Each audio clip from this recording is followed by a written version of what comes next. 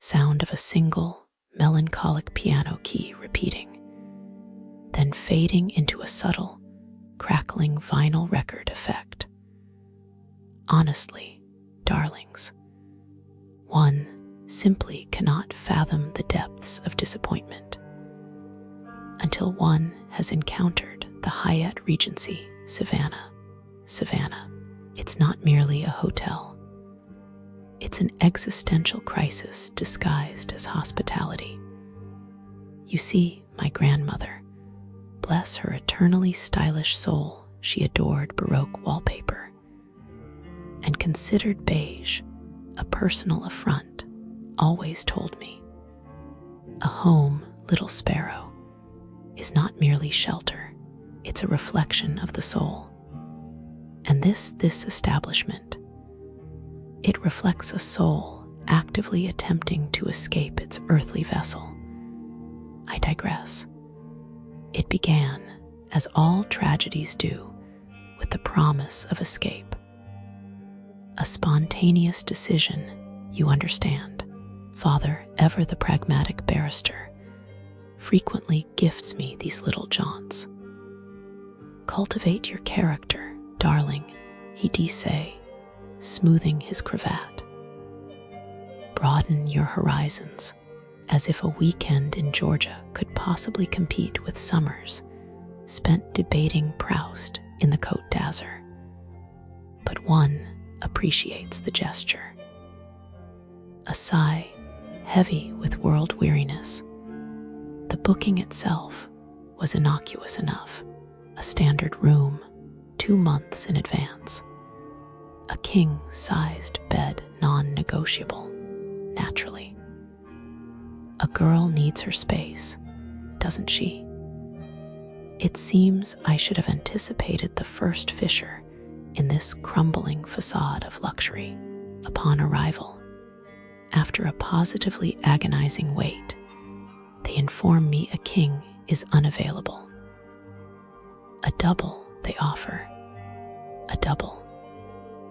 As if two twins, pressed together, gracefully constitute what one requires for restorative sleep.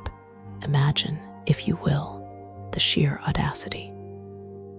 It felt tragically akin to being promised a Monet and receiving a finger painting. A well-intentioned finger painting, perhaps, but a finger painting nonetheless. It wasn't merely the size, you see. It was the indignity. The implication that my comfort, that my needs, were somehow expendable. That a detail as fundamental as sleep architecture could be so casually dismissed. And the bedding, oh, the bedding, thread count that felt alarmingly close to sandpaper. Comprehend, if you will, the paradox of a hotel striving to embody luxury, yet offering material so abrasive it feels designed to incite insomnia. It's poetic in a darkly comedic sort of way. A slight, brittle laugh, and then the air, stale, clinging to the back of the throat like a guilty secret. They said it was old building air, but I maintain, my dears, that air has a memory. It retains the echoes of forgotten anxieties, of lingering disappointments, and of weak air conditioning. The air conditioning, oh dear, it's a device designed to manage the enthalpy of a space, to regulate temperature, to generate comfort. Instead, it stubbornly refused to descend below a sweltering 76 degrees Fahrenheit. It's not simply warm. It's the temperature of mild discomfort, of subtle, persistent irritation, of a creeping sense that no one truly cares about your well-being. A shift in tone, a growing indignation. I naturally alerted maintenance. A polite request, phrased with the utmost refinement. The gentleman who arrived was efficient. He adjusted the thermostat with a perfunctory click and declared, with an unnerving lack of conviction, "It has fixed." Alas, it was a lie. A blatant, unapologetic fabrication. I lowered the thermometer to a glacial 60 degrees, and for 3 entire days, it remained stubbornly, defiantly, stuck at 76. It was oppressing and completely ruining my carefully curated aesthetic. It's the equivalent of attending a gala in beachwear. Utterly inappropriate. A pause, a voice laced with mounting frustration, and the television. Oh, the silent, black screen, a gaping void in the corner of the room, mocking my desire for distraction. Another call to maintenance, another fleeting glimpse of competence, followed by the insidious return of silence. It felt intentional, you see, as if the Hyatt Regency Savannah, was actively conspiring to deprive me of the small pleasures in life, but there is more, so much more. Oh, how I wish there wasn't. Deep sigh. Okay, so, I was just looking into what happens around Hyatt Regency Savannah, like the scams, Because, like, tourists come here thinking it's all pretty and safe, but yeah. So businesses here, they get hit with these fake payment scams a lot. Like in 2009, some guys walked into shops near Hyatt Regency Savannah Historic District, and used fake traveler-s checks. Like, how stupid do you have to be to think that would work? But it did. They went to like 9 stores in one day. Can you believe that? The cashiers probably just didn't look close enough and the guys got away with it.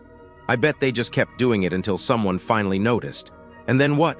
The cops probably never even found them. So unfair. And then there's this other thing, like, way worse. People getting phone calls pretending to be the sheriff's office, demanding money or else they go to jail. Like, who falls for that? But tourists might panic, right? Especially if they ray from out of town and don't know how things work here. Even the mayor got one of these calls. He played along and set up a fake meet, but of course the scammer chickened out. Coward. But like, what if it was some old lady visiting Hyatt Regency Savannah? She'd be so scared, she'd probably pay. And then what? The scammer just disappears with her money and she goes home crying. It's just depressing, Like, why do people do this? Tourists come here for fun, not to get tricked. And the worst part? These scammers probably never get caught. Anyway, that's how it is here. The reality of businesses near Hyatt Regency Savannah businesses near the Hyatt Regency Savannah are quite frankly a mess. A depressing carnival of mediocrity, overpriced disappointment, and outright scams wrapped in southern charm. If you're staying here, prepare yourself, because what awaits outside your hotel is a parade of incompetence, neglect, and the occasional health code violation. Let's start with Oglethorpe Mall, Savannah's sad, dying retail graveyard.